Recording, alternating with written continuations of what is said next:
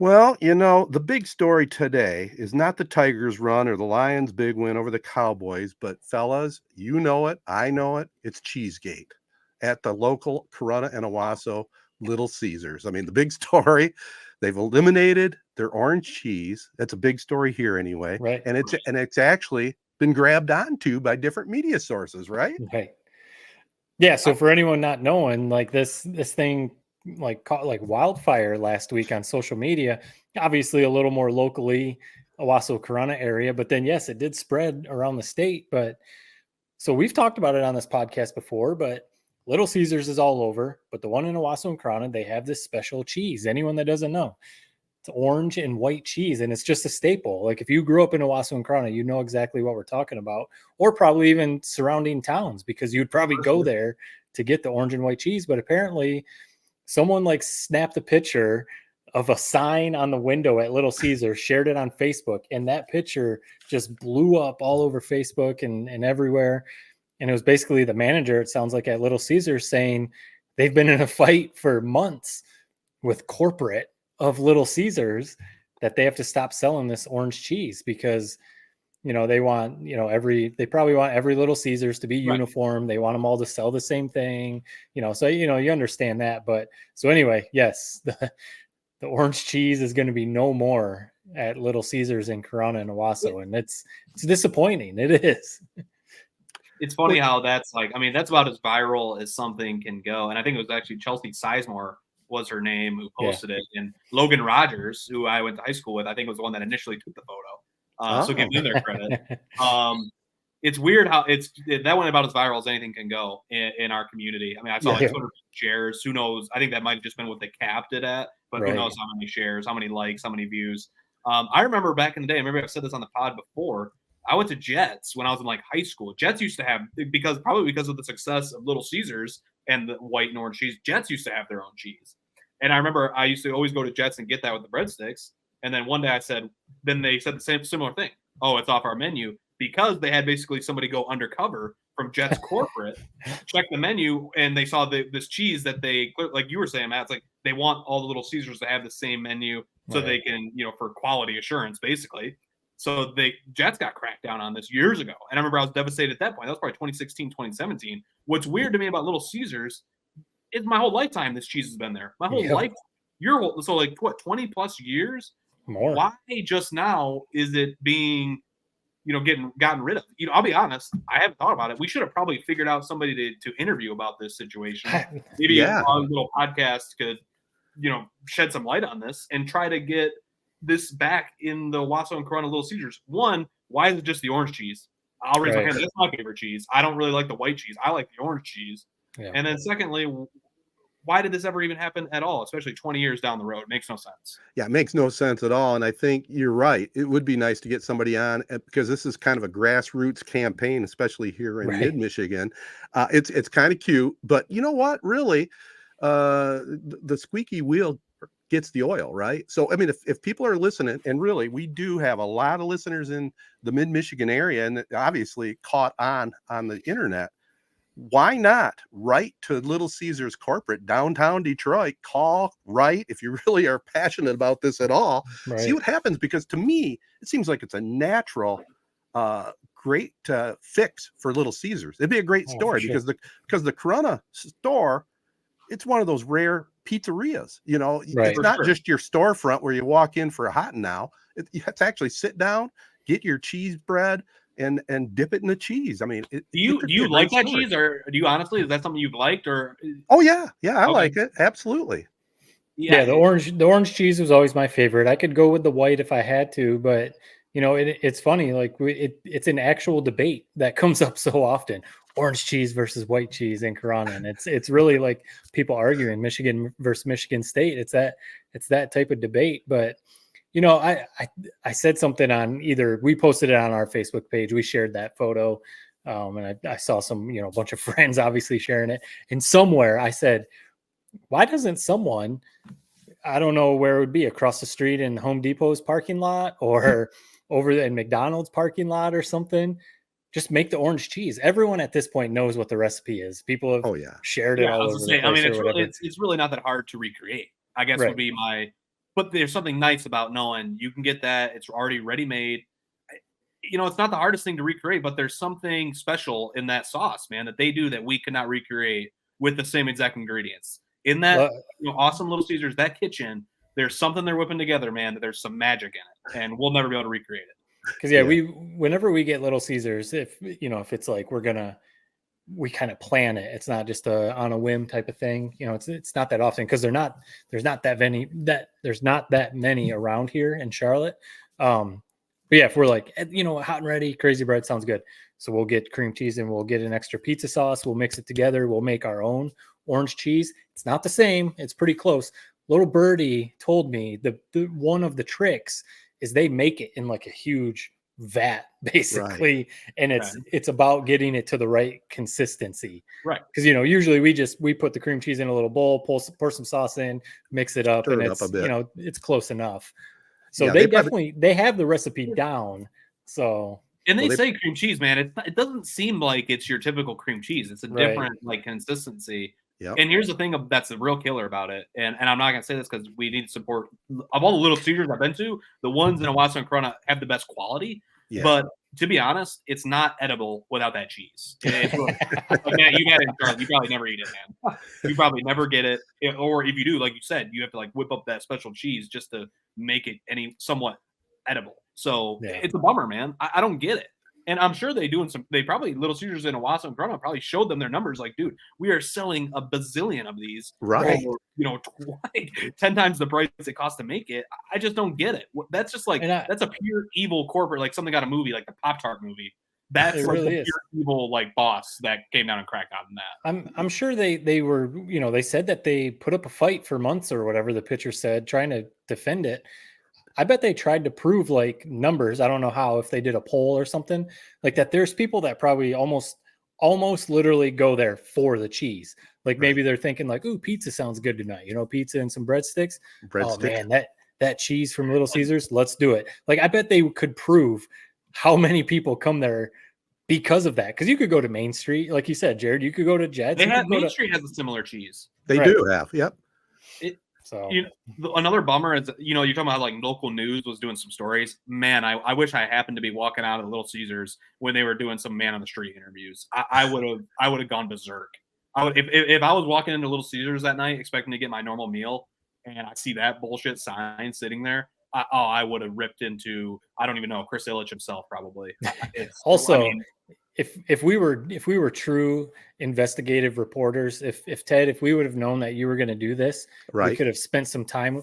We could have sent, somebody, I don't know who, Craig, our biggest fan, Craig. Yeah, there you go. Send him to Little Caesars for the last dish of orange cheese sold from that Little Caesars and interview the person who bought the last orange cheese from that Little Caesars and be you need to freeze it and get a picture of you with the last one, and this is going to be worth something.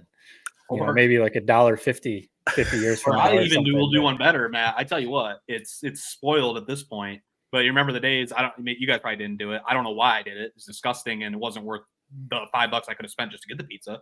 But they used to dump out the pizzas at the end of the night into the dumpster. Without a doubt, when this was posted, this new ruling where you can't serve it, they had probably a gallon of that cheese that just went right into the dumpster.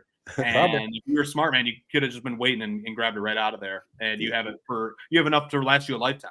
So what could happen, and this is when somebody will honestly have to email corporate. This is almost like an episode of The Office. Is almost what this is turning into. Yeah. This is when someone will legitimately have to drive to Detroit, find Chris Ilitch and the Ilitch family, and let them know what's going on.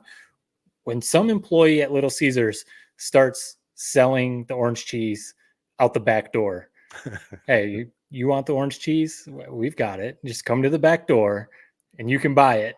They're going to get caught and something's going to happen. And then that whole Little Caesars is going to get shut down. And then it's just all hell breaks loose. Here's what I don't understand. Why is Little Caesars not seeing this little, controlled study, and that's not the right phrase for it, but this little community where, wow, there's this amount of outcry when you get rid of this sauce. Why do we not upscale it and get this in all of our Little Caesars? Yeah. What's hard about that?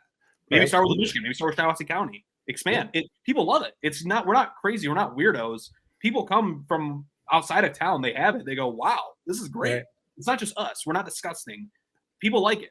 Why is it not more? You hear of other fast food restaurants doing like tests. Like at Chick-fil-A, they'll do like, we're going to test out this new chicken sandwich or, whatever. So just say, go Shiawassee County, go all of mid-Michigan, whatever you want to say, try out the orange cheese officially, see if it works. Give it a clever name too, come up with something along with Little Caesars marketing. Right. Yeah. Some orange. That's a good thought. Mark Anthony cheese. Here's the thing with Little Caesars too: the sauces are bad. It's disgusting. Like I can't stand it when stuff like ranch or mayo that it's like you don't refrigerate it till after you open it. It's like, what is this stuff even made of that I'm putting in my body? You don't want to know. No. You don't want to know. Again, I mean, God forbid they have a natural, sauce to dip in that's not been sitting there for years. So.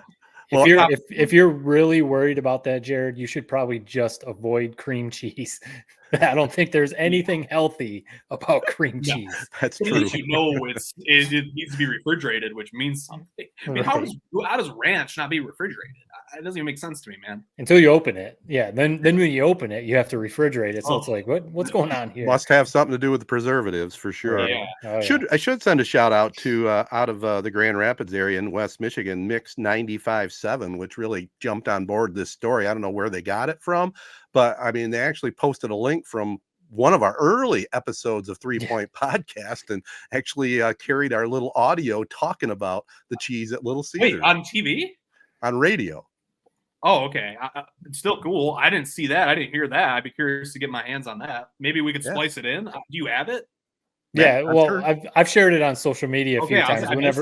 Whenever I see something about the cheese come up, I'll share. It's I forget what episode it's from. It's from early when I was still calling in. Right. The microphone over the speaker. That's how we were recording you. Yep. But someone from that radio station wrote up an article about this whole thing. And there was a little paragraph that said, if you want to learn more about the background of this, here's this link from 3 Point Podcast. Can we, who we need on it? We need Teddy Ridequist on it. I know he's a sports guy, but there you go. Hey, take the power of the pen, man. We need you on this. Yep. Yeah. Well, speaking of that, I was going to talk about it later real quickly. I just got home and got my newspapers, and I'm looking at the front page of Today. This will blow your mind. You probably never even heard of it. It's the 50th anniversary coming up of a local Pigs and Freaks tackle football game. The local law enforcement played a tackle football game against the local motorcycle club, the Iron Wheels, on a Friday night after the high school season was done. They wore Corunna uniforms. They had the Corunna homes and the Corunna travel uniforms, and they played each other. It was for charity. They raised like $1,300 for local charity. But I'm just looking at the front page of today's Argus Press, and it says, calling all pigs and freaks. It's the 50th anniversary coming up. They're trying to get some more information, but they did have some of the players that played in that game and some of the local people. It's very cool story. I'm sure you guys never heard of it, have you? No. So this happened one time 50 years ago, or it's been 3 times. The inaugural one was 1974, and then they played the next couple of years as well. And I think probably at that time people wisened up and said, you know what, this could be a bit of a liability issue. Right. And so let me get this right. So one team was called the Pigs.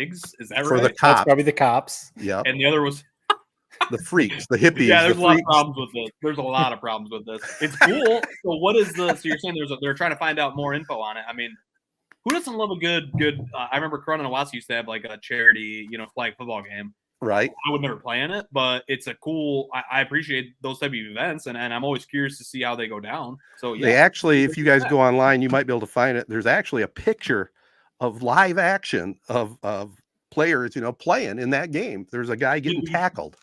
Did the freaks wear like the Globo Gym like messed up uniforms that I don't even remember. It was like the daddy like leather team that they got the jerseys mixed around. Is that kind of what their uniforms look like? Well, what's funny is I graduated in '74 and they're wearing the uniforms that I wore, the traveling and the home uniforms, man. It's incredible. Nick Anise was the athletic director of Corunna at the time, and he's the one that they played it at the Corunna football field. That's where they played it, under the light.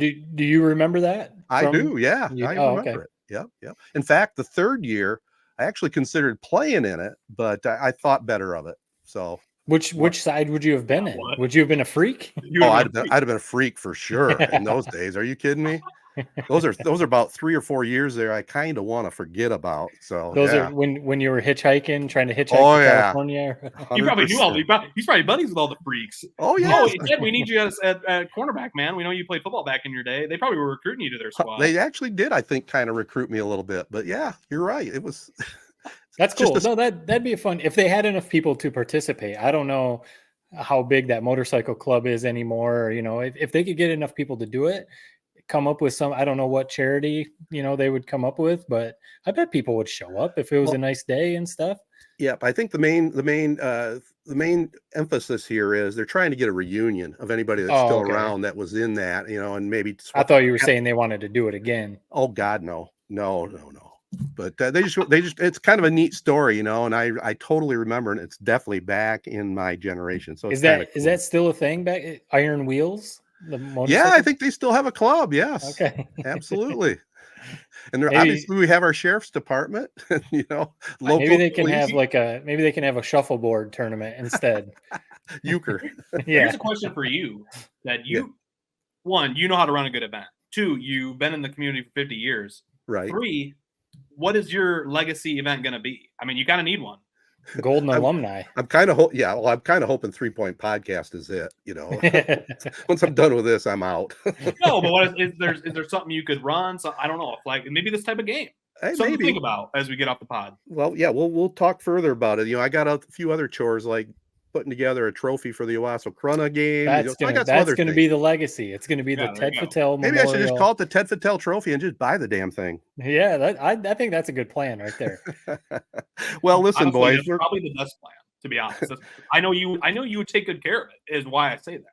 Absolutely. It's going to be called the Castle Cup, brought to you by Ted Fattel. Yeah, but I already got an idea for a local sponsor that might actually pay for it and have their name on the cup. That'd so be we'll cool. go from there. That needs to happen. Absolutely. Well, listen, what needs to happen is we need to talk a little other sports too. This is episode 331 of the 3 Point Podcast presented by the Memorial Healthcare Wellness Center. Man, I'm looking forward to getting in there more heavy duty now that the weather has changed. We finally got a little autumn weather here, so I'll be making a regular appearance there. And they also have the orthopedic walk-in clinic Monday through Fridays, 8 to noon, no appointment needed. Also want to thank our other starting lineup of partners. They include ALS of Michigan, AZee Branding Solutions, Jacobs Insurance Agency, Kori Shook & Associates Real Estate Services, Nelson House Funeral Homes, Rivals Taphouse and Grille, and Success Group Mortgage and Servicing, along with the Shiawassee County Fair. We're going to put a big ribbon and bow on the Detroit Tigers season. We're going to talk with Rogelio Castillo coming up here. He's from the Tigers minor league report, amongst other things. We'll talk to him about the Tigers season and what we have to look forward to going forward. And we certainly will get into the big Lions game over the Cowboys on Sunday. But before we get to any of that, we'll have the prep spotlight next, right after these messages. I know we're going to get to the prep spotlight here in a second, guys, but I just wanted to give a special shout out to the Shooks and that whole company that Kori Shook has going on there. So as you guys know, I hate moving. I finally have been moved into my new place, if you can't tell from the new backdrop. Nice dresser. And basically some sort of deal they have is essentially where if you've rented or sold a house through them, you get to use a U-Haul basically free of charge. And I didn't realize that. So my dad had mentioned it way back when. My dad's also deserves a gold star for helping with the move. But basically he said something like, yeah, you get a truck to use. So I heard that. I was like, oh, great. It's probably like a pickup truck or something. He showed up, full U-Haul, has a ramp to load up everything into it. It was a game changer. It made the move. Like I did all my heavy lifting with me and my dad in about 3 hours. So I just want to give a special shout out to them. I mean, that's an awesome little deal they have going. I don't know if a lot of people know that have rented or bought or done anything through Shook, but it's a cool little deal that I can't recommend enough. It worked perfectly. I can't agree more, man. Kori Shook and her team really have expanded and offer a lot of services to their customers. Yeah, I remember she mentioned that when we had our partner podcast this past summer, and she was on. She mentioned that, and we were all kind of had the same reaction. We were like, "That's an awesome deal. Why don't more places do that?" So what? You're renting your new place through Kori Shook and Associates. Oh, so since my dad is they all sold my grandpa's place through Shook, so it was my dad was the only one allowed to drive it. But Gotcha. yeah, so that was the connection. I wish I was in the market to be selling and renting through that maybe next year. I didn't know if maybe they randomly had a rental down by Detroit and you just happened to find it. But no, that's an awesome deal. And you know, very cool. They're loyal. So, you know, they knew that they sold a house for your family and you know, you were able to, I guess, cash in on that. So no, that's good. Yeah. Well, not only that, you know, they could be like some corporate companies and say, yeah, you get one of you gets the service, but all 5 of us, the 5 kids that inherited and sold the house, we all have this privilege. So it's awesome. It's great. Yeah. So what you're saying is whenever the time comes, I mean, I'm looking at your backdrop there, Ted, you're going to need about 7 U-Hauls. I feel like. Oh man, I got so much stuff. I'm a pack I don't rat. think you're ever going to move out of there, man, but I'm telling you right now, I love you, but my God, I'm not helping. That you gotta hire me. Yeah. I already know. No, he has so much stuff. That's a hell of a job. The first call he's making is to you and your brothers, Jared.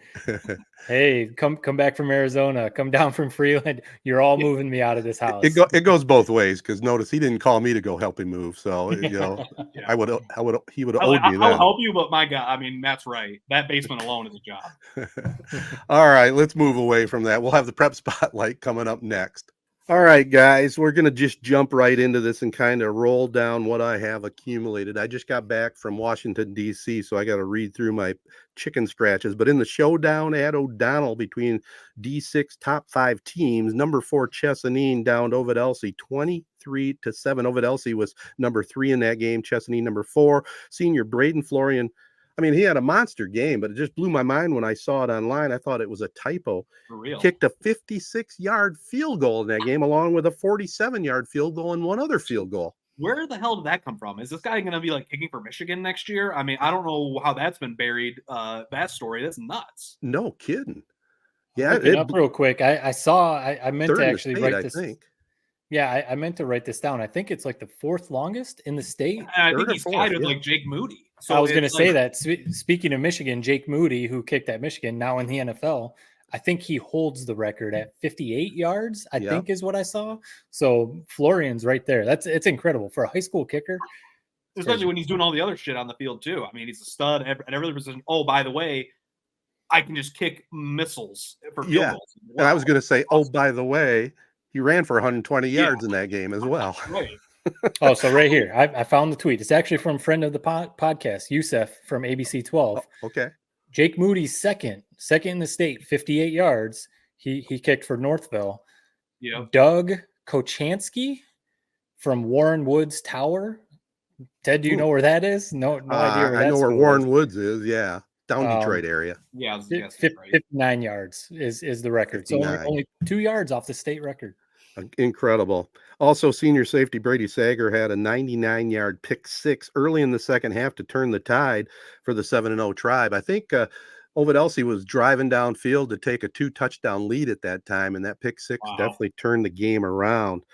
In other games, Corunna, they had a halfway decent bounce back game, 70-6 over Clio. I mean, they were angry after that Goodrich loss, apparently. Nothing will cure your ailments like that matchup. That'll work wonders for you. Yep. Caden Cowdery had 250 passing with Logan Herrick 107 yards receiving, and Cowdery had 3 touchdown passes in that one. I know we had some debate back and forth or some questioning. Jared's team, you put up 67 against somebody, did you? Chesaning, Chesaning. Yeah, Chesaning, and then some people thought this was a record, and I even actually thought about it until my memory finally clicked in, and we'll say it's the modern era record with the running clock for sure. I mean, 70 points with a running clock is pretty amazing. It's crazy. The 47 team had 72 against Durand. They beat them 72-0, but still, that's quite an accomplishment putting up 70 in this day and age. Either way, right? 70 with the running clock. So, like you said, Jared, your guys' team without the running clock, who knows how many points you could have put up, or even this Corunna team, but even more, 72 back in 1947. Were they even throwing the ball? Were they just running the ball all over Durand back then, or what? Yeah, they probably ran for 800 yards that day. Right? Like, no joke, probably. Kind of close to 800 yards. I'll have to dig into my dad's old scrapbook and see what the real stats were. I don't know if they actually had. Did they have stats back in those days? Like, oh man, they did. Are you kidding me? They did better write-ups in those days in the newspaper than they do nowadays. That is so true. Shout out to Teddy. He still does a great job. Yeah. But I thought you're right. Those old write-ups, man, people used to really be talented when it came to writing. Obviously, there's a little bit more of a emphasis on writing back in those days when there's no TV and no social media. But still, those write-ups, you're right. There's a lot of good info in there. No doubt. A few other scores: Lake Fenton over Owasso, 49-27. Trojans now have lost their 4th in a row after starting 3-0 and being state ranked. But their stud, Hoyt Patrick, 172 yards and a couple touchdowns in that one. New Lothrop, it's going to be down to selection Sunday, probably the way things are going. They lost to Montrose 26-20. Very rare down season for Clint Galvis and his Hornets. Birch Run down Durand, 27-26. Langsburg over Dansville, 47-20. It was Morris and 8-man football, 38-6 over Mount Pleasant Sacred Heart. Wyatt Valentine's having quite a season in the secondary. 3 more interceptions, and Wyatt Cartier had 116 yards and a couple touchdowns in that one. Pewamo, Westphalia in CMAC action, down Perry, 49-6. The bright spot, Brady Burns, 6 tackles in that one to lead the way for the Perry Ramblers. Also, we're going to be doing the St. John's Ionia game this week. The game last week was Hazlitt at St. John's, 35-14. The Vikings won that one. Kori Amakri had 260 yards and 3 touchdowns. He's getting recruited by a lot of D1 schools as a running back. So a big win there by the Vikings. A couple other quick stories. Chesaning boys finished unbeaten in the Mid-Michigan Activities Conference play. Justin Lang had 2 goals in soccer for a 3-0 win over Lakeville, but their season came to a halt tonight. You were talking about Teddy. I saw his post on Twitter. Indian season came to an end tonight in the districts, 2-1 against Langsburg. And finally in cross country, Corunna took 3rd place in the 24 school Greater Flint Cross Country Championship, led by Bobby Donnelly's 8th best time. So that's a lot of stuff in the prep spotlight. Yes. I mean, playoffs are around the corner, and I had a couple friends went to the Ovid LC Chesaning game, and they said, a friend of the podcast, Tyler, Michigan Football Frenzy, he was there.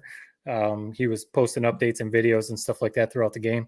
But they said just a beautiful night for football, awesome environment, packed house. So that just sounds like it was a classic high school football game. But one of those that, like, Chesaning, obviously we talked to their head coach, Matt Walter, and he's obviously got them on a roll right now. But Travis Long, and I know they're probably disappointed with the loss, of course, but it's like you still got a lot to play for. I mean, those two teams might see each other in the playoffs here in a few weeks. So has them slated to play each other as of now. So right. Talk about a revenge game. Talk about getting your revenge. Obviously, it might be in Chesaning that time, possibly. Right. So that'd be a heck of a game. Speaking of playoffs and snooze, before we don't have to spend a ton of time on this, but I feel like this is a topic we've talked about before. I saw in Snooze's latest drop, the district that he has Corunna currently in. There, I think it was like Flint Hamady and I think another Flint school, but then Williamston currently at 2-5. What? And I shared this, because of the point system and everything. And, me and some friends, that we keep up on it, Corunna guys and stuff. And we talked about it a little bit, like just how so people used to, schedule a bunch of cupcakes so they could get to 6 wins, get in the playoffs. All right. That might've been an issue. I don't think it was that big of a problem. Maybe a couple schools did that, but I don't care what opponents you're playing. If you're losing 5, they might lose another game or 2. If they lose 5-6 games in the season, you should not be in the playoffs. There's no way you can make the playoffs if you only win 2 or 3 games in your season. It's ridiculous. I don't know. I wish we should go back and listen to pods. If I ever said that I was in favor of the new playoff rule, listen, this is the reality of what used to happen. Yes, would there be a teams like, a Brother Rice or somebody who played in a tough conference, went 5-4, just barely missed out on playoffs? Those happen. We've overcorrected it so much. It's like there was some magic, Matt. You remember it. You make the playoffs, man. There's some awesome magic to that. You knew 6 wins, that magic number gets you in. Yeah, it's a little bit of it's not a perfect system when it was that way with 6 wins. Some deserving teams didn't make it. But for the most part, if you didn't win 6 wins or more, you probably weren't a state championship team to begin with. So I hate it, man. I'm still going to love it. We still love our high school football, but hearing that, it like almost makes your skin crawl, man. 2-5 and you're getting in. What are we talking about? Well, that's almost worse than not even that conference. I was going to say it's almost worse than just expanding it one more week and let everybody in. You know what I mean? You might as well. There's no criteria to really make it anymore. Right. There's no. I don't know. It seems I'll weird. get on my high horse, but I I hate that rule. Because I feel like it goes either way. Either the teams, if you really think it was a problem that teams would schedule a bunch of cupcakes just to get to 6-7 wins, there's probably teams that schedule just a bunch of really, Division I or whatever schools that they can get the most points for. And if they go 2-7, oh well, who cares? We're still getting in. But I figured I thought we would all be in agreement on that, but it's just it's crazy to see 2-5, but still in the playoffs. So I missed the very beginning. Did you say that's what one projection is, that if Corunna gets in, that's who they would play? That's his last one that he just dropped on Sunday. That's who they would play in their district. That's ideal, because the other versions I've been seeing has Frankenmuth and or Pontiac Notre Dame Prep in that district. And if you're Corunna, you're just praying. I mean, we love Corunna; they can beat anybody, as far as we are concerned. But you want to avoid those two teams. Yeah, I would assume Corunna would have more points and have the home game. I would assume that's in the Williamson district. Yeah. All right. Well, that is the Prep Spotlight presented by Jacobs Insurance Agency, one of our good friends. In fact, guys, I didn't tell you this. I made an impromptu deal the other night before I headed out on my trip. The night before I hit the road the next morning, I bought a car. I bought a used car I saw on the side of the road. Yeah, I took it for a ride. I said, geez, I like this. It's a Buick. I haven't never owned a Buick. It's a Buick LaCrosse, a little older model, but only had 75,000 miles on it. So I struck the deal. I gave the guy $200 to hold it, and I pick it up tomorrow. And get insured with Jacobs. Well, somewhere down the line in the not very far future, I drive a company car, and when I officially retire, I got to give the darn thing back. So I bought a nice little rider. So I'm looking forward to that, and went through the good folks at Jacobs. So this is just going to be sitting in your driveway for the next couple of years? It's going to sit in my garage, hopefully, until I need it. Yeah, gotcha. A year, maybe a year. You couldn't pass it up?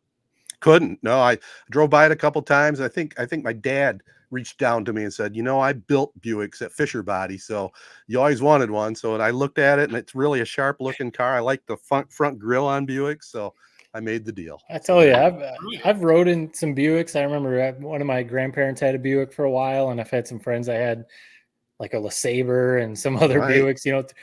Those are nice cars, man. Those are nice cars. Oh, it's leather interior with heated seats. I mean, it's awesome. It's got all the bells and whistles, so I can't wait. Nice. Yeah, it sounds like you want to start driving it right now. I can't wait to pick it up tomorrow, to be honest with you. Now I just got to avoid the deer. It's that type of time of season.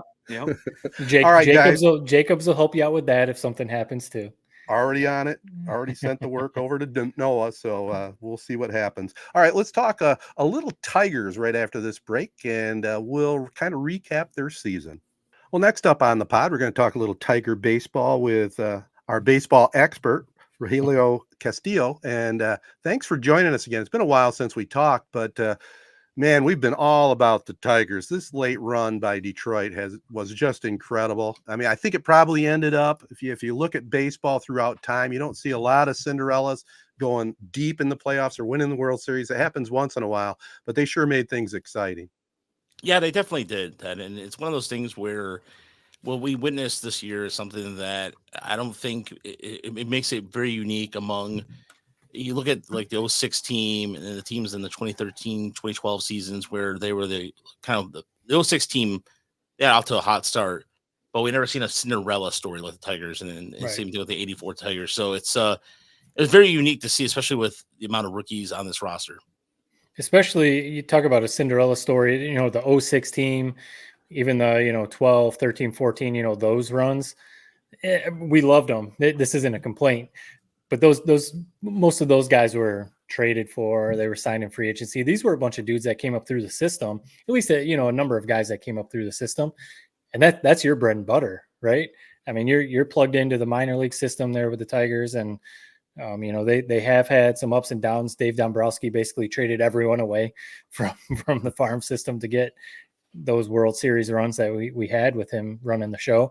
So how for you to see some of these guys that you've been watching in West Michigan and Toledo and Erie and stuff like that playing for the Tigers minor league teams, how is it for you to see them come up and make an impact at the big league level? Well, first and foremost, it was just good to see some of the, like, for example, Mrs. Kolke's mom, Mary, was a very nice lady. I've been able to cultivate some relationship with some of the parents who were just appreciative of the coverage. And so hearing those little things like that, saying thank you, and um, when they get called up and everything, makes a world of difference to me, because they know that we do this for a lot of this is a passion for us. And so and I'll be able to parlay this into a baseball writers association part of that. And so it's been that part, talking to Parker Meadows and seeing others who last year, for example, Brent Hurdler and Ty Madden were both part of the Erie run last year. They won their first ever Eastern League title.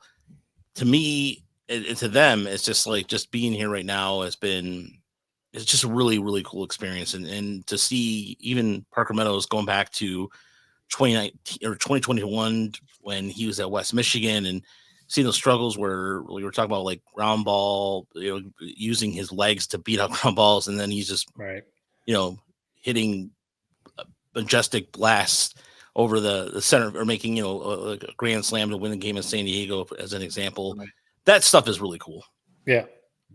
One of the guys who we just barely got to see a little bit of, Jackson Jobe. From what I've heard, he's he lights it up when he pitches, man. I mean, his stuff is nuts. What do you think we'll see of Jackson Jobe next year? Do you expect him to be a starter? And what have you seen from him so far in his limited time, obviously with the Tigers, but also in Toledo and other stops like that? I think he's going to be a starter next year, and he's a guy who can really mix it up on the top of the zone and then hit the bottom of the zone really well with his slider. But the fastball and changeup, the way he can change eye levels with that, but then to keep that slider, he's got 3 really good pitches. And I think the one thing that he learned in Toledo with the automated strike zone that I think helped him up here too was the ability to understand that there was pitches in Toledo that may get called a strike or a ball. Or a ball rather can be thanks to the umps up here, right? Be generous and get a strike. And I think Jobe he learned a lot too in Erie too, and as far as like just overcoming a tight strike zone. But his stuff is really good, and I think he'll play up next year pretty well. Not to question AJ Hinch or Chris Fetter, we are not in the position to do that. Did you like, though, just your opinion? Did you like the way they used Jobe when he came up? It was exciting. We're about to go to the playoffs, and you're bringing up the number 1 prospect in the major leagues, and he's going to be this cool spark plug heading into the playoffs. But he didn't have the best outings, when he was put out there. You could see the stuff like what you're talking about. But, he got roughed up a little bit. Did you like the way they used him, or would you have rather just wait till next season? Just your opinion. I honestly like the way they used it because it reminds me of the way the Dodgers used their, like, for example, David Stewart, who was known for Oakland A's, Bob Welch. Some of those guys are part of the Dodgers teams in the late 70s, early 80s. That's how they brought up the rookie starters. And that's how they got their first foray into pitching. They got postseason experience, and they got the taste of that in a little bit. And I think Tigers pulled a little bit old school with that. So it was cool to see that, because if Hinch has done this all season long, he has taken his spot of when to choose these guys and when to put them in positions to succeed. And I think Jobe was no different than anybody else. And I think I rather have him coming out of the bullpen with Hinch knowing in mind where to pick him versus starting in game 3 or game 4 in a pivotal game where he might have one bad pitch and Jose Ramirez takes him long. Right. And the fans have this really bitter experience in their mouth, or bitter taste in their mouth about it. Right. And it's not fair to him. This has been a fun team to watch because they're so young, the youngest team in baseball. And of course, you're following in the minor leagues some of the upcoming prospects. Who do you anticipate will be helping out the Tiger team here in the next year or so up at the big league level?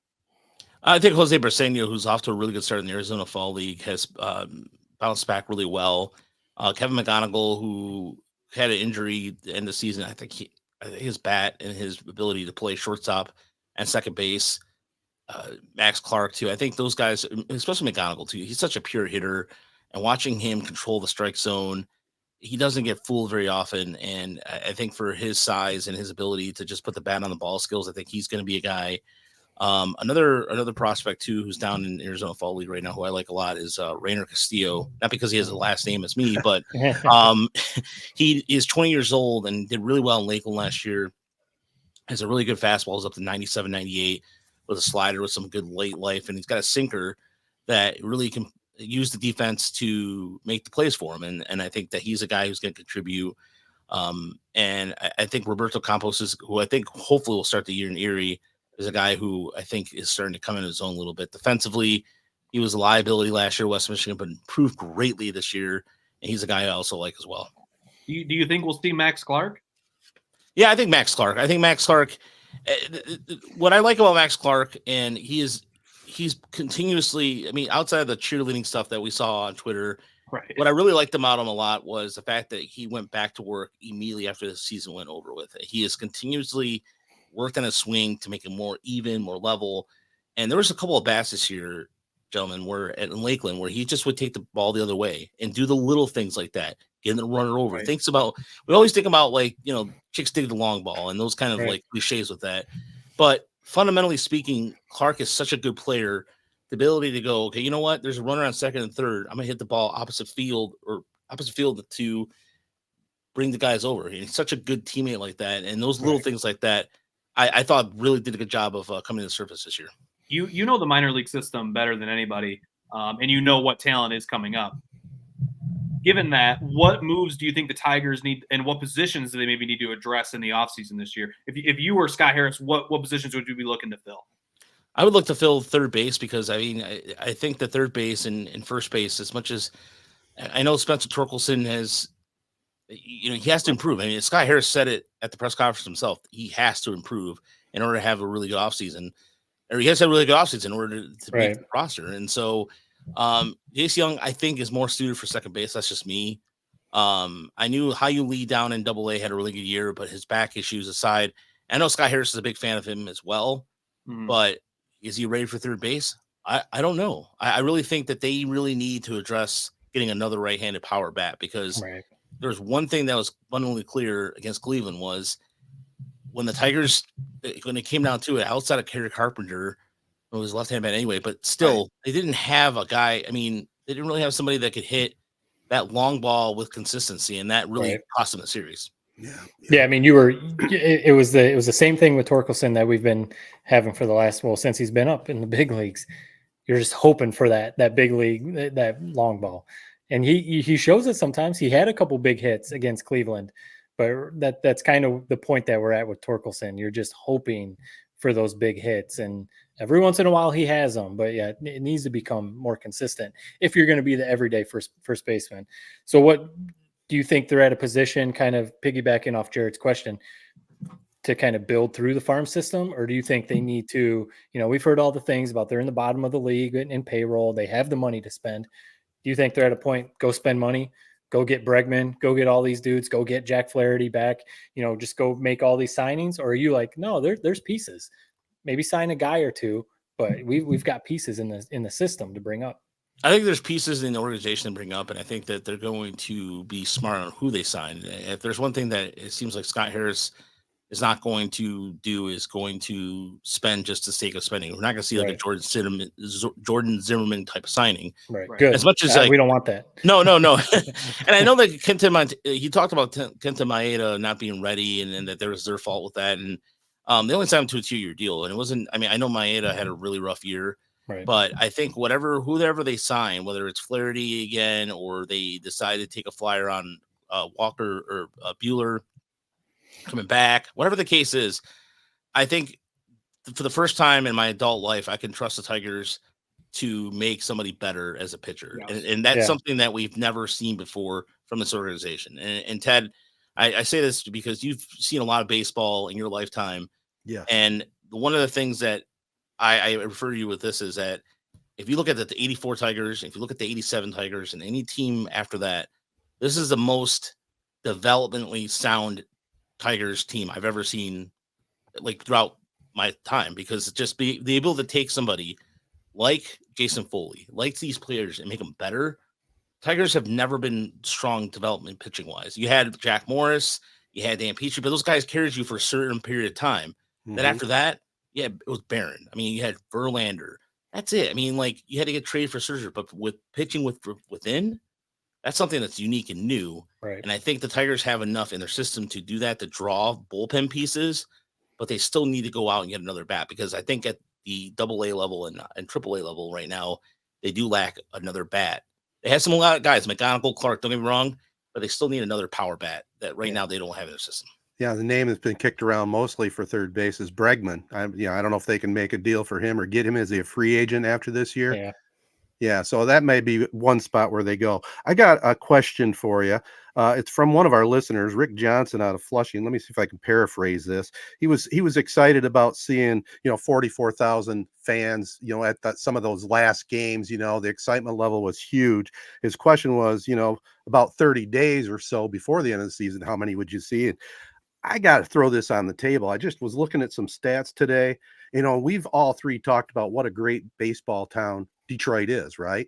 But if you look at the attendance when they don't have a very good product, it's not that good of a baseball town. Is that a fair statement? Because you look at the attendance, I mean, they're fifth from the bottom, on attendance at games. Yeah, we know they'll support them when they have a winning product, but you see some of these other ball clubs, they support them day in, day out, win or lose. What are your thoughts on that? Ted, I mean, it's not wrong. I mean, there's times where I would go to a game where the Tigers were somewhat like 3 games under 500, 4 games under 500, and they were still drawing 15, 20,000. And so I know this town rallies around them when they're good, but sometimes like with some of the fans, I meet some of the fans that are hardcore that they're all the time, every day. But then if you take away the social media negativity, because that sometimes blocks you from seeing what things are. If you go down the ballpark, there's still that kind of people are like, I don't know about this. Right. Whereas the Lions, no matter what, it doesn't matter. The Lions could literally have an exhibition game in a parking lot somewhere and it's going to be huge. It doesn't matter. The Lions can do no wrong. But the Tigers, I think people were skeptical because a lot to do with every comment always like, well, Chris Ilitch is not going to spend. Right. This team is just and I think they fooled everybody. I don't think I'm sorry, fooled. Right. That's a wrong word. I think they had to prove to everybody that this is a team that can win with the prospects they have, because sometimes we're too nice about the prospects, but if you really pay attention to what we say, we call it right down the middle. Right. And so I think Ted, to answer your question, I think I think it's not a base. People love baseball here when it's a winner. Yes, that's a good way of putting it, because that's the stats don't lie, Right. But if you do put a winning product out there, watch out, because it is electric. 44,000 people at Comerica. I mean, yeah. And it makes a big difference to the team. I mean, they rise up and play better in that kind of atmosphere as well. A little jealousy for me. I'm at the stage of my life where I like going down to weekday afternoon games, man. And you can you can buy the cheapest seat in the house and sit wherever you want. So that's kind of nice. Not going to be able to do that if they have a winner on the I know. Yeah. One last question for me. So you worked with this gentleman, I did as well. So John Kloss, I worked with him for a short period of time. You worked with him as well. One, how much do you think he was loving this Tigers run that they just had? And two, what's maybe a lasting legacy that you remember from working with John and kind of just carrying on? I mean, to me, just a beam of positivity. I never heard that guy say anything negative. He always had a smile on his face. That's definitely what I'll remember the most. What do you remember most about John? John was this run for him, I think, would have been special for him, and I think he would have really gotten out of it because, John, I'm sorry, I'm just like he is by far he was one of the coolest, or excuse me, one of the most hardest working intern people I ever had, and he was a natural fit for the show because, 2 guys in their 40s, and then we have Uper who's in his 50s, and there he is, a 22-year-old kid who just returned 2021. Right. And he just was a fresh face, and he just fit in with us. Like he was just it was like the most natural fit I've ever encountered. And his work ethic was second to none.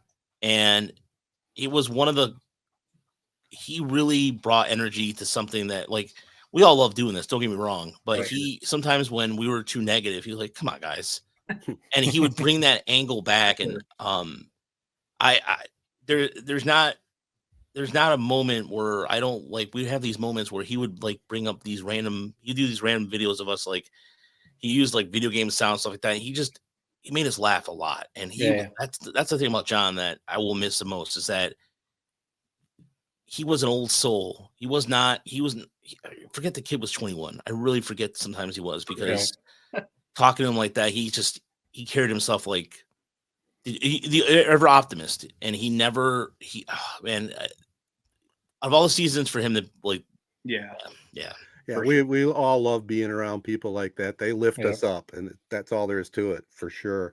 Well, you're at a kind of point of the season where you get to take a deep breath, relax, maybe a little bit. I mean, we enjoy all your stuff that you do. Tell our listeners before we let you go how to follow you, where to get your input, all that good stuff. So you can find us on tigersmlreports.com. You can follow us on Twitter at tigersmlreports, and on Facebook, Tigers Minor League Report, and you can follow me on Twitter at Rogcast Baseball, or Twitter X, or whatever they call it. We love catching up with you, man. We love your stuff, and we really appreciate you taking the time out to join us here. Thanks, gentlemen. I appreciate coming on tonight. All right, guys. Sunday was very, very good because I was on the road in DC, as I mentioned to you, but the national game on Fox was the 4:30 game, the Lions against the Cowboys, and man, they did not disappoint. We'll get into the disappointing part here in a second, but 47-9. Happy birthday to you, Jerry Jones, number 82. But man, I think they had that one on the calendar ever since last year because they pulled out every trick in the book. Everything seemed to work. I mean, other than Hutch getting hurt, what a game. Just an incredible game. I mean, I think it's, even though Jared Goff didn't have a perfect game like he did a couple weeks ago, as far as the QB rating, it's as perfect of a game as you can want. And the Cowboys, even though they're going through some struggles right now, it's still a good team. There's still a lot of talent. They did have some injuries on defense, but whatever. They're still a quality. It's a good football team. It wasn't like it was the Carolina Panthers or something like that. Right. So, to go to Dallas and to do that, they clearly were trying to prove a point because of the BS that happened last year in Dallas with the whole Dan Skipper thing and all that. So it was clear that they were sending a message, not just to the Cowboys, but to the rest of the league. Okay, we see what everyone else is talking about. We see everyone else in the NFC talking about Minnesota, talking about all these other teams that you're watching and stuff. But nope, the Lions, we're the ones that won the division, and we only got better. So I think they went in there to prove a point, and they did. Because when you're throwing a hook and ladder to your offensive tackle, Unreal. I mean, you're just and awesome. What's the phrase, Jared? You're in your bag at that point, and you're just doing whatever you want. And they're sending Skipper out on a route. Yeah. Right. So, and about that. So I'll be honest. It was funny, but I don't know if it was the smartest thing in the world. That's rubbing it in their face. I agree with that. I saw Jerry Jones basically said something like, "We're not going to forget that." That's just, we talk about the football gods. That's bad juju. And you know it. Knowing the Lions luck, we'll get those MFers week 1 of playoffs. It'll be a home game probably for the Lions, but I don't know. I hope we don't see the Cowboys again, so that doesn't come back and haunt us. Yeah. Because that's going to be a storyline heading into that game if that did happen. But I said it last week. I thought this team is bound to win 5-7 straight games. They've looked so damn good, especially offensively, the last 2 weeks. Jared Goff, his money, there would be literally zero complaints if it wasn't our best player going down with a big time. I mean, just a devastating injury. It's the most devastating injury in Detroit sports history. I don't know, Ted, you would know better than I would. It seems like it. No. I mean, they had a guy die on the field, for crying out loud, and they had Mike Utley get paralyzed, and so there was. I wasn't viewing it from that lens. That's fair. I guess that's more so like, I mean, that's a big pillar of this team that we just lost in a Super Bowl chase. I mean, now nothing been worse than that. Initial reports were really horrible. Now, what I've been reading, I don't know what's true or not, but I think what they were saying is the tibia broke. The typical recovery time is not as bad nearly as an ACL. It sounds like the surgery went well. I mean, I don't believe this part, but there's been talk that if healing process goes as expected, he could be back in time for late this year in the playoffs. I don't see how that's possible, but I'm not a doctor. But the first thought, like, think about Aaron Rodgers last year. Second he gets hurt, it's like, we'll get him back. I know. Like, he's done for the year. It is what it is. He's going to be full strength heading into next season. It's a bummer. But can we not do that? Like basically end every Lions conversation. Oh, Hutchinson might be back. Like, he's back. He's done. He's gone. Yeah. Close the page. He's done. Oh, I agree with both you guys. Just brought it up because it was some things that was posted. Now, the other story on that line is, what do you do if you're Lions Brad Holmes? There's been all these people, which I think is crazy to think that Max Crosby could be had. I mean, are we really willing to give up 2 number ones and some other draft choices to have him come into town? I vote no. I vote you get somebody that can fill in. And it's a pretty decent edge rusher, but you wait for Hutch to come back. And I also look at it this way. This is a little bit before Jared's time. Matt, you'll remember this. The greatest show on turf, the Rams with Kurt Warner. Hey, they won a Super Bowl with offense, and the Lions could possibly do the same thing. Right. That's my thought anyway. Yeah. I mean, if losing Hutch is obviously a big deal because he was first in basically every defensive line category. I mean, he was legitimately on his way to contending anyway for the Defensive Player of the Year award. So it's a big loss. You're not going to replace him, even if you do get Max Crosby. It's also about fit. Hutch really fit in with that team and stuff, and I think Crosby probably would too, but not at the asking price that the Raiders would probably look for, and rightfully so. So in Brad Holmes, he seems like the guy that loves the draft. I don't think he wants to just throw away a ton of draft picks. But I think they probably will. I mean, they did pick up some dude from like the Bengals practice squad today. That's more just like to have a guy. At some point you need bodies. You need someone to play there. I bet they probably make a move or, sign some veteran from a team, who's maybe just looking for that one last playoff run type of guy. But no, Dan Campbell and Holmes come off to me as the ones who'll be like, we got the guys in our locker room. Yes, we'll have to sign a guy or two for depth, to be able to play. But no, we trust the guys in our locker room and we're rolling with that. So I'll be curious. You never know, because Devontae Adams, who was with the Raiders, the wide receiver, got traded to the Jets today. So maybe the Raiders are looking to trade guys. Who knows? But no, I mean, I think, like you guys are saying, don't put the expectation on Hutch to come back. No. If he did, cool. But it's also like, no, let's just let him heal. He's got a long career ahead of him. You hope that he's going to play for the next 10, 12 years. Just heal up. Get right for next season and let's go with that. But it was, if there was like one guy, you don't want anyone to get hurt, but it was like, if there's one guy that has an injury like that, you don't want it to be Hutch. It's like Hutch and Goff. There's other guys too, but it's like, what a gut punch. It was a gut punch, man. And like you said, Matty, he took a major leap this year. We've been waiting for like Cade Cunningham to take a leap for 5 years. Hutchinson took that leap this year, where he was like probably going to win the Defensive Player of the Year. The stats were unbelievable. Led everything. We saw it. Our eyes didn't lie to us. It's a killer that it happened at this point, man. But I'm not panicking. If it was Sunday night and I had to make a decision, I'd be like, oh God, trade the farm. We got to get a new pass rusher in. I think this team is still damn good. Like you said, I think we can rely on the offense. I still think it's a Super Bowl squad. I still think it's a pretty damn good roster. Injuries happen to everybody. McCaffrey's out for the 49ers. I mean, there's going to be more injuries to come for other teams the rest of the year. Knock on wood, we don't have any other big ones. I don't want Crosby. I would cheer if we got him because it would be cool to see him and Hutch eventually play together. I mean, my God, they'd be devastating. But unstoppable. What was funny to me is as soon as that happened, almost immediately there's this clip going viral of Crosby like shoving a coach. It ended up being like a love shove.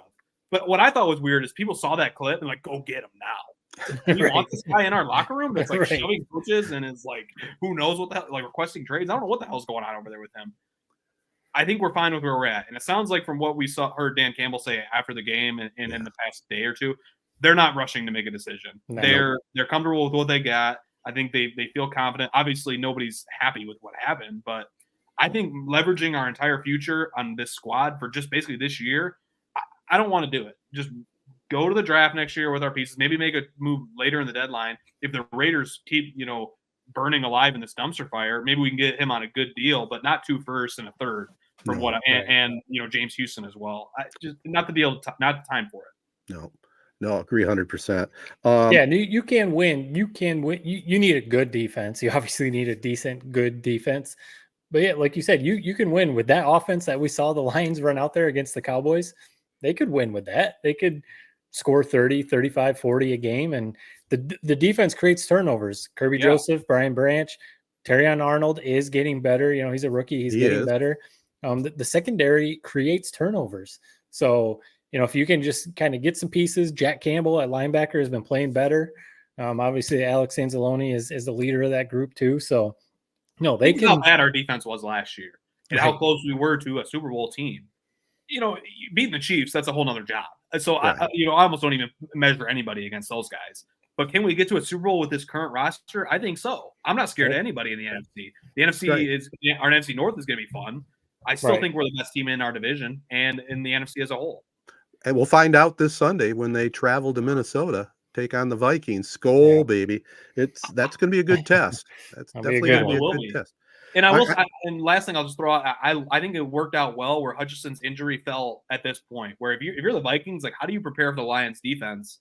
It's going to be totally different come Sunday than what it's been the first 5-6 weeks of the year. So I think that's one silver lining. Decent timing. Yeah, next man up, man. That's what they got to do. Keeping it on the NFL. I don't know what you guys think, but isn't it just inevitable within the next year or two, there's going to be NFL football starting at 9:00 every week. They're going to have a Europe game every week. I mean, I'm all for it. I'm all for it, man. I think it's going to be awesome.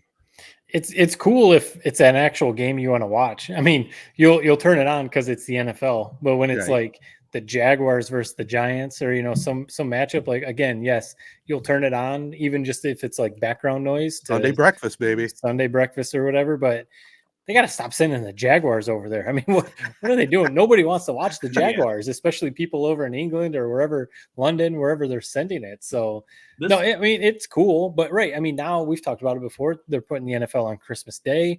They're obviously the Thursday night game is such a big deal. A lot of weeks have 2 Monday night football games.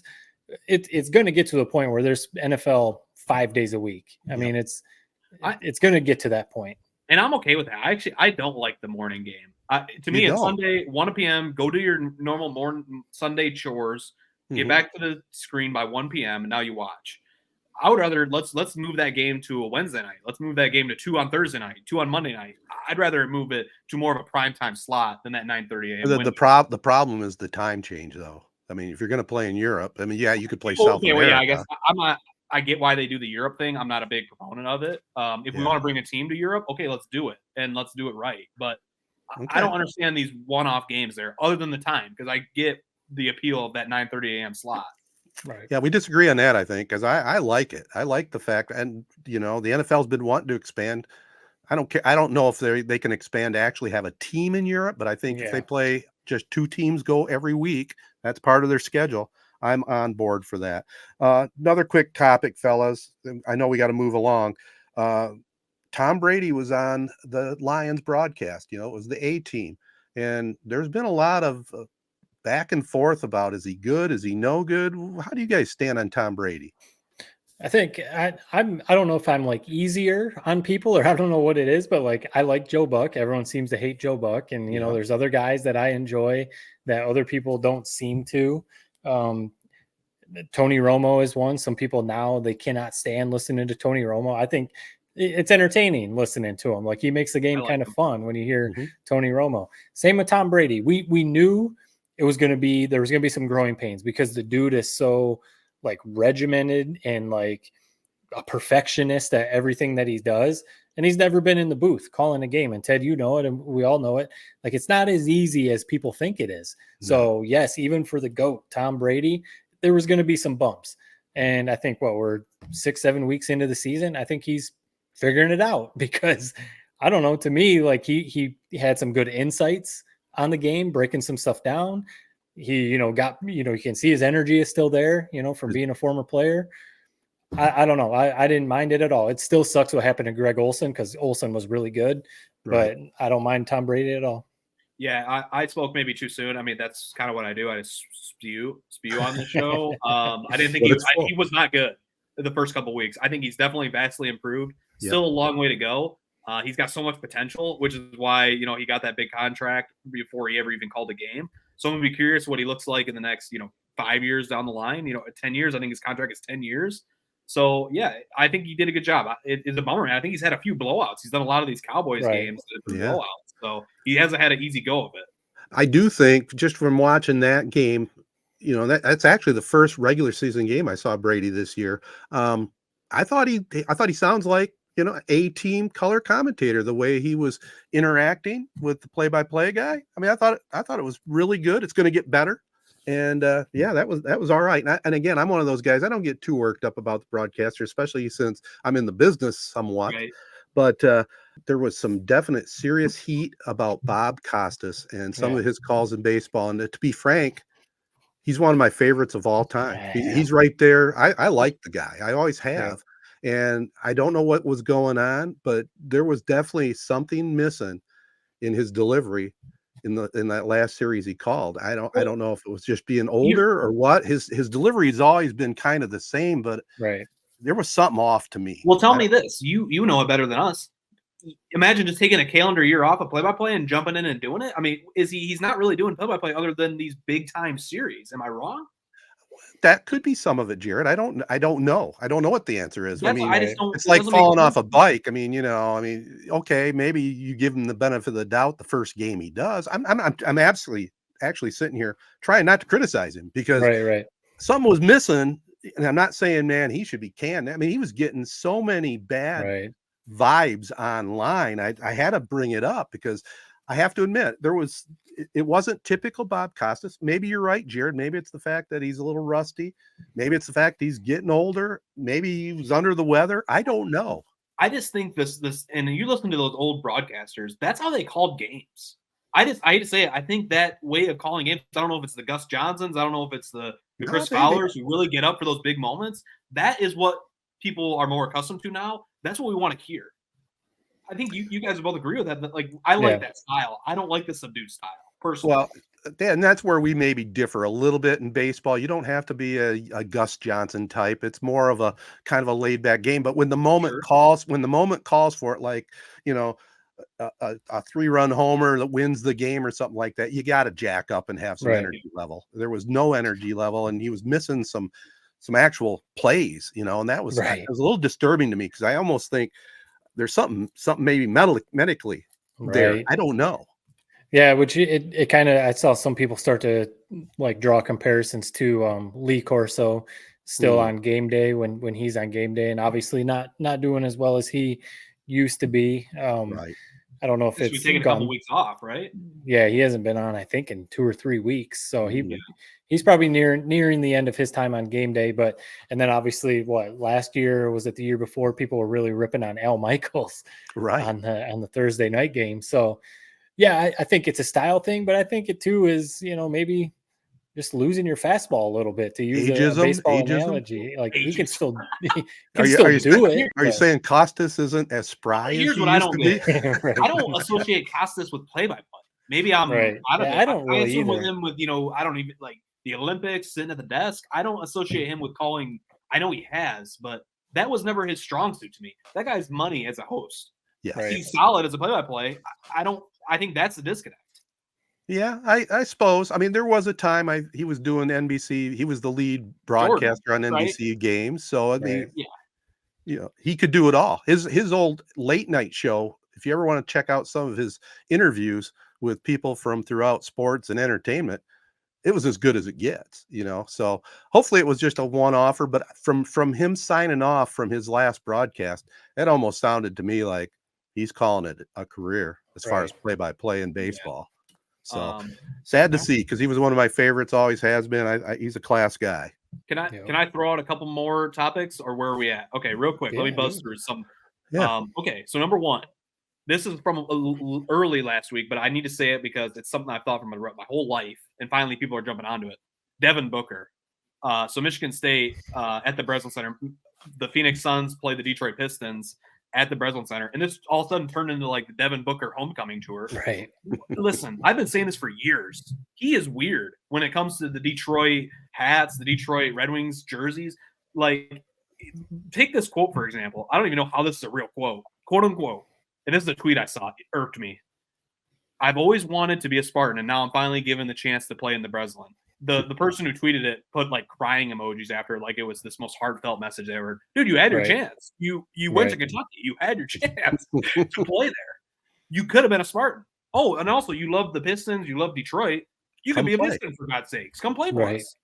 And it was awesome to see everybody kind of come to the realization of what I've been preaching for years. it's weird. It's like Yeah. dogs protest too much. Think about it. We're Tigers fans. We're Pistons fans. We don't like wear the gear like as like a fashion statement. It's like you just Right. wear it to wear it. The guy's wearing it 24/7. It's just bizarre. Did you It guys is. think anything of that, or is it just me in my weird brain? No, I've always thought the same thing. There's a couple guys at my work that Devin Booker are their favorite players, and I always give them a hard time and like tell them that he's corny and stuff like that. But then when this stuff happened, I was like, basically like you, Jared. I was like, see, this is exactly what I've been talking about.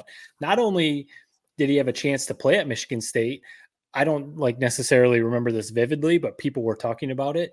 He was Izzo's lead recruit that year that he was coming out. Izzo was going all in on having Devin Booker come to Michigan State, and he said no. And we know why. Coach Cal probably gave him a bunch of money to go to Kentucky, and that's fine. That's cool. Do what you got to do. But he could have been a Spartan, like you said. And then the other side of it too is, and again, this is, you should do what's best for you. It's your personal choice. But he left Michigan to finish his high school career down in Mississippi. So not only is he, and that's fine. I've moved away from the state, and I'm still wearing Detroit stuff. I'm still a Michigan fan, so that's fine.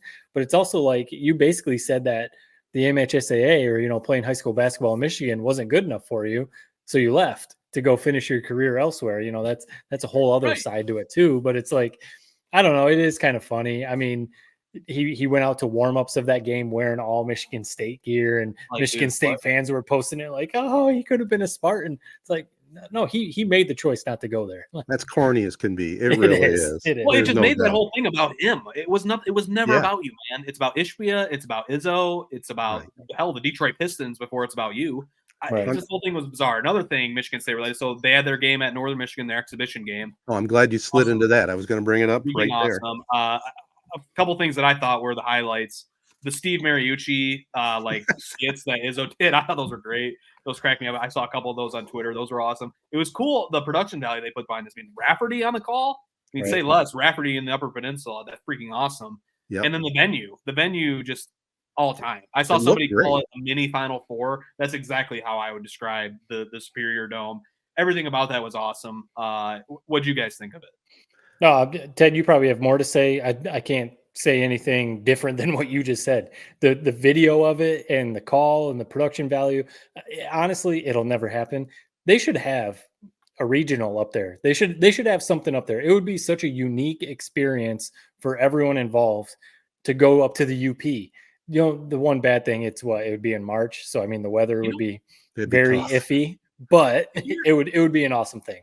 Yeah. You know what I've been thinking? If you're like Michigan football, why not go up there for a few days and have practice there? Like, sell the tickets, go. Like, it'd be a damn good crowd. Like, it just seems like a cool experience that unifies the state. I just thought it was really cool. Have either one of you guys been up there and seen the dome in person? Oh, it's pretty unique, and I haven't had a chance to really watch it in depth. I watched a lot of the clips, on social media. Right. I didn't get a chance to watch the actual game. I hope to maybe catch a replay or something on the Big Ten Network, but it looked incredible. I mean, just the way they laid out the stands and everything they did, it was perfect the way that they did it with the off day between Michigan State's football and Michigan.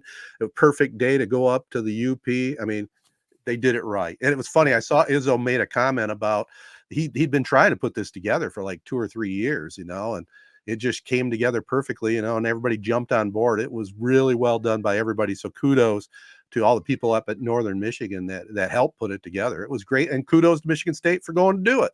Yeah. It's a cool experience.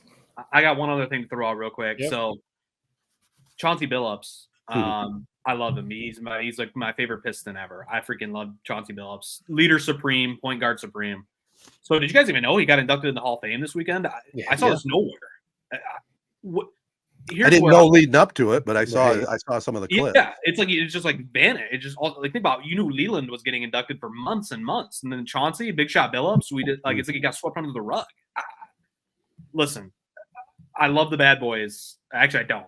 I don't like the Bad Boys. You are lying. Just there's like a new documentary about the goddamn Bad Boys every other day. We just talked about one not too long ago. I don't remember, Ted, you saw it. I think it was on Vice TV. There's all this stuff about the Bad Boys. Meanwhile, you got the going to work Pistons, the ultimate team. We just forget about them. We sweep him under the rug. Big Shot Billups. You even watched his Hall of Fame speech. It was great. A couple of the highlights that I love from what he had to say. He described, his team, quote unquote, my brothers. Then he pauses again, my brothers. Just touching. Then he talks about Larry Brown. He's like, Larry Brown couldn't be there. I think he was sick. He said, nobody demanded more out of me than you. Nobody still helps me more than you. If I got questions, I still call you. I just thought that was a really cool thing to hear him say when he's talking about Larry Brown as well. I don't know what you guys lived it during the time. I was only 5 or 6 years old when they won that title. Am I crazy? Why do we just forget about this squad? They're awesome. They were awesome. They were a great team, and obviously Pistons fans love them. I think overall, people who aren't Pistons fans or like casual NBA fans, they really don't think much about that team because they only won one championship. I think if they would have been able, they should have went back to back. They should have beat the Spurs that second year. If they would have went back to back, then it would be a completely different story, kind of like the Bad Boys. The Bad Boys went back to back, so now they're put up there because they won 2.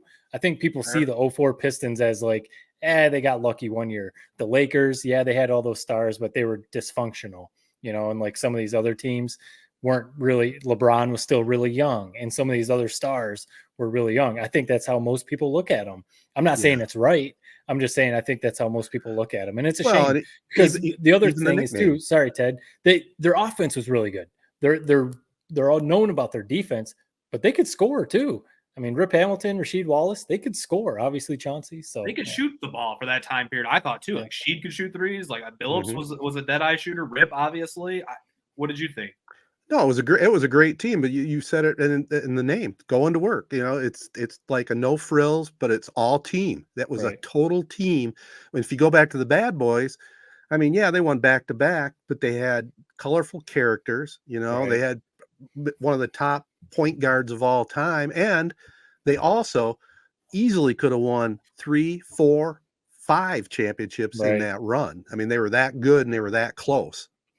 I mean, they definitely should have won the one before when they lost to the Celtics, right? The bad pass, and then Isaiah blew out his ankle what am I missing, in the series against Lakers. Chauncey Billups, NBA champion, now in the Hall of Fame. You don't even hear about him as a Piston. Like, I feel like we never talk about this guy.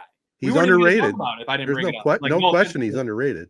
Yeah, and it just bothered me. I love Chauncey, Big Shot Billups. That's somebody I took for granted when I was a kid. Like the #1 Detroit Pistons Chauncey Billups jerseys, they were everywhere. It was like every kid had one. Right. But when you look back on him, and I like, the more and more I consume on him, the highlights, everything, I just, everything about his game, how he carries himself, still to this day, I'm a Chauncey Billups guy. Mr. Big Shot. For Mr. sure. Big Shot. Well, we'll leave it at that. A tremendous player and well-deserved Hall of Fame induction. Guys, I think we got a podcast, so let's wrap this up. I want to thank the good folks at Memorial Healthcare's Wellness Center. The orthopedic walk-in clinics open Monday through Fridays, 8 to noon. I also want to thank our other partners, ALS of Michigan, AZee Branding Solutions, Jacobs Insurance Agency, Kori Shook and Associates Real Estate Services, Nelson House Funeral Homes, Rivals Taphouse and Grille, Success Group Mortgage and Servicing, and the Shiawassee County Fair. Special thanks to Rogelio Castillo, and you can definitely follow him on Twitter and all the other socials. And also I want to tell you our game of the week, Z92.5 game of the week this week, Ionia at St. John's. Peace and love, everybody. Be kind, register to vote, and man, I can't wait for these political ads to be done. So long.